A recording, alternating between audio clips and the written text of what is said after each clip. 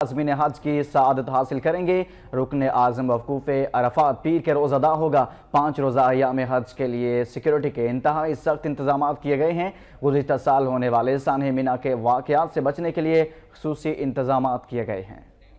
لبیک اللہم لبیک لبیک لا شریک لک لبیک ان الحمد والنعمت لک الملک لا شریک لک۔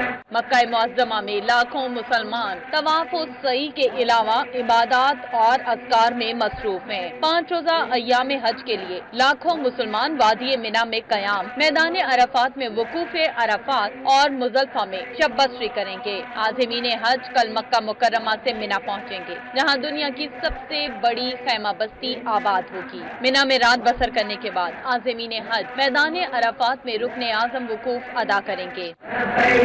اللہم لبیک لبیک لا شریک لک لبیک۔ مسجد نمرہ میں خطبہ حج کے بعد ظہر اور عصر کی قصر نمازیں ایک ساتھ ادا کی جائیں گی۔ سورج غروب ہونے کے بعد حجاج کرام مزدلفہ روانہ ہوں گے، جہاں وہ مغرب اور عشاء کی نمازیں ایک ساتھ ادا کریں گے۔ مزدلفہ میں رات قیام کے دوران حجاج رمیہ جمرات کے لیے کنکریاں چنیں گے اور طلوع آفتاب کے بعد مینا روانہ ہو جائیں گے، جہاں سب سے بڑے شیطان کو کنکریاں ماری جائیں گی۔ رمی کے بعد حجاج جانوروں کی قربانی اور سر منڈوا کر احرام کھول دیں گے۔